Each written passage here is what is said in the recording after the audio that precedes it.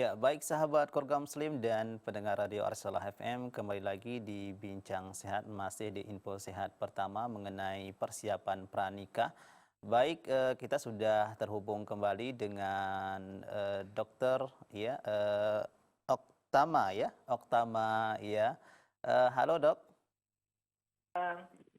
Iya.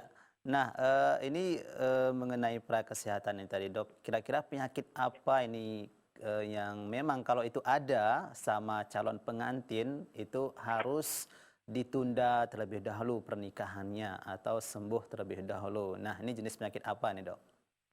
Oh, baiklah. Eh, kita melanjutin dari pembahasan kita yang sebelumnya. Iya. Tadi kan meliputin dari pemeriksaan-pemeriksaan Mm-mm. yang kita lakukan, screening awal.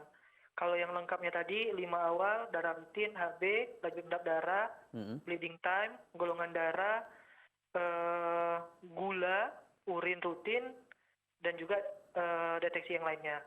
Nah, kalau untuk yang penundaan misalnya, kalau dia mengalami salah satu gejala penyakit yang disebutkan tadi, salah satunya seperti ini, penyakit-penyakit yang menular infeksi seksual. Mungkin pada saat dia terkena itu, Mm-mm. bisa kita lakukan terapi dulu.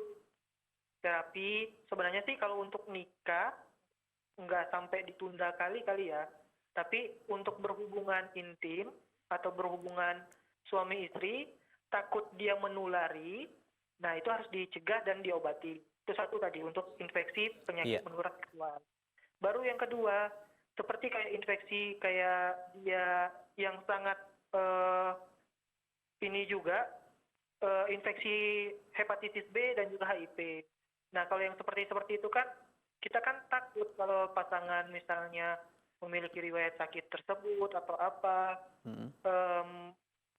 penyakitnya yang agak sedikit infeksi berat lah kayak seperti hepatitis atau dia sakit-sakit HIV, mungkin bakal berpikir untuk melakukan pernikahan atau seperti semacamnya. Mm-mm. Gitu, kurang Oke. lebih seperti itu. Iya. Nah, kemudian apakah ada dok dari faktor genetik gitu yang perlu juga kita ketahui, misalnya kalau antara kedua pasangan ini memiliki gen seperti ini, anaknya nanti akan juga ada faktor risiko besar akan mengalami penyakit seperti itu juga gitu. Ada nggak dok? Oh gitu. Kalau yang seperti itu biasanya sih ada, cuman Hmm. ya sebenarnya enggak sebagai patokan untuk membatalkan nikah kali ya. Mm-mm. Kalau misalnya udah ketahuan penyakit itu, oh saya nggak maulah sama si dia atau si Anu gitu.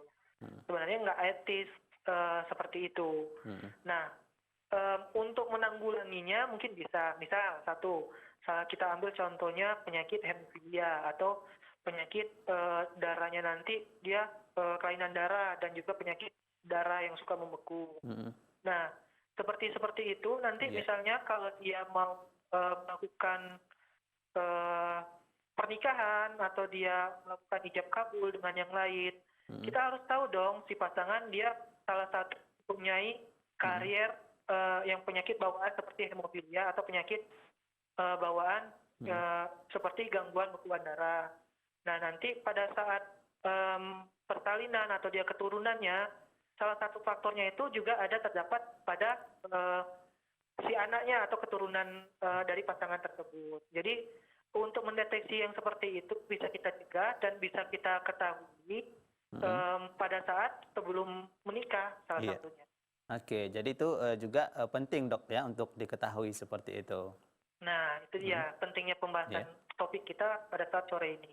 Oke, baik. Kemudian ini lagi dok, apakah benar dok atau fakta atau mitos ini dok, Iya. bahwasanya obesitas itu juga bisa sebagai salah satu yang bisa mempengaruhi ketidaksuburan seperti itu. Apakah misalnya ada pasangannya obesitas, apakah harus perlu ditunda dulu, perlu diet dulu seperti itu atau bagaimana dok? Oh, kalau dibilang mitos atau fakta, mungkin kalau kegemukan ada hubungan, berhubungan tapi Hmm. nggak berhubungan erat dari faktor kesuburan dengan yang lain. Nah, nggak sampai menunda untuk pernikahan, Hmm. tapi bisa kita inikan dari proses gizi dan kesehatan fisiknya gitu. Oke. Ya bisa aja nanti kalau dia memang memiliki berat badannya yang berlebih atau dia yang lain-lain, ya mungkin bisa dia lakukan diet terlebih dahulu. Kalau untuk yang cowok kan bisa Mm-mm. olahraga pagi sore lari, jogging dan yang lain. Kalau yang cewek mungkin bisa dia senam, aerobik dan yang lain sebagainya. Nah, yang kita takutkan nih dari misalnya kegemukan, salah satunya nanti Mm-mm. bisa berefek dia kesusahan untuk mendapatkan kepunyaan keturunan, Iya. ataupun dia memiliki sakit-sakit bawaan penyerta yang lainnya, gitu. Oke. Itu yang ditakutkan. Baik, kemudian dok ada istilah imunisasi tetanus. Nah ini mungkin dokter bisa jelaskan dan kaitannya untuk kesehatan pranikah ini. Nah, baiklah. Kalau untuk yang imunisasi ya, Iya. sebenarnya imunisasi pranikah untuk yang sekarang ini yang saya ketahui itu terdapat cuman beberapa aja. Salah satunya imunisasi HPV, Human Papillomavirus, baru yang kedua dia imunisasi hepatitis B. Dulu memang pernah ada, kita pakai imunisasi kayak seperti imunisasi tetanus. Nah, karena sekarang program dari pemerintah kita udah lumayan maju dan banyaknya juga masyarakat kita yang berpikiran logis dan medis dan klinis. Iya. Jadi untuk imunisasi tetanus pada saat sekarang ini udah jarang ditinggalkan pada saat pranikah. Mungkin pada saat dia mau nikah bisa kita lakukan seperti imunisasi DPT, atau dia pada saat dia kelahiran, dia sudah mempunyai keturunan dan anak, itu bisa kita lakukan pemberian tetanus toksoid TT-nya. Itu biasanya selalu dilakukan di rumah sakit. Berbarengan dengan kelahiran anak pertama nanti dilakukan dengan imunisasi hepatitis B. Baik. Itu posisi. Ya, kemudian kembali lagi di masalah reproduksi ini dok, tadi walaupun tadi di awal sudah disinggung sedikit masalah zat sperma yang baik, kemudian ovum atau zat telur yang baik seperti itu. Nah selain itu apalagi yang perlu diketahui nih dok masalah reproduksi ini yang perlu diperiksakan seperti itu? Baiklah, kalau untuk yang reproduksi mungkin bisa saya singgung sekaligus untuk gizi kali ya. Nah, kalau gizi dia asupan gizi berkaitan erat dengan reproduksi kewanitaan dan juga pria. Nah, asupan gizi pada pranikah, dia asupan gizinya itu seperti kayak vitamin B12, biasanya yang terdapat pada kacang-kacangan, kecambah, toge, dengan yang lain. Terus pada daging-daging, misalnya kalau hewani dia daging, semua jenis daging, ayam, ikan, dengan yang lain, atau susu dan juga keju. Nah, gunanya tadi vitamin 12 atau asam folat, kalau pada wanita itu dia pembentukan sel saraf dan susum tulang belakang, atau juga pematangan untuk dari rahim si janin nanti. Terus kalau untuk yang pada pria, itu salah satunya tadi untuk penghasilan jumlah sperma yang bisa lebih banyak. Kalau dia kekurangan vitamin B12, mungkin jumlah spermanya sedikit berkurang ketimbang yang lain gitu. Ataupun dia nanti seperti vitamin E, biasanya dia menjaga kesuburan pada kewanitaan. Atau yang kita singgung tadi seperti kayak berat badan, harus kita cukupi seperti kayak berat badan ideal. Selain dia untuk menjaga penampilan pada saat nanti dilakukan pernikahan, bisa juga nanti proses yang soalnya dari efek kegemukan ini kan dia banyak multifaktor, apalagi kalau dia pada wanita, nanti takutnya bisa mengalami faktor-faktor yang lain. Oke, jadi gizi di sini sangat mempengaruhi kesehatan reproduksi seperti itu dok ya? Nah, salah satunya seperti itu. Iya. Nah, kemudian nih dok untuk soal kesehatan jiwa, ini apa yang juga yang perlu kita persiapkan bagi sahabat keluarga muslim yang hendak melaksanakan pernikahan dok?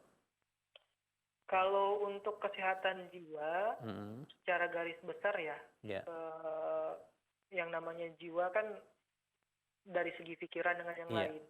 Soalnya kalau dia mau pranikah atau dia mau menjelang nikah, paling sering diutamakan itu finansial sih, yang sering dikeluhkan atau apa. Gimana Jadi dok? sehat finansial, sehat jiwa, dan sehat raga. Iya.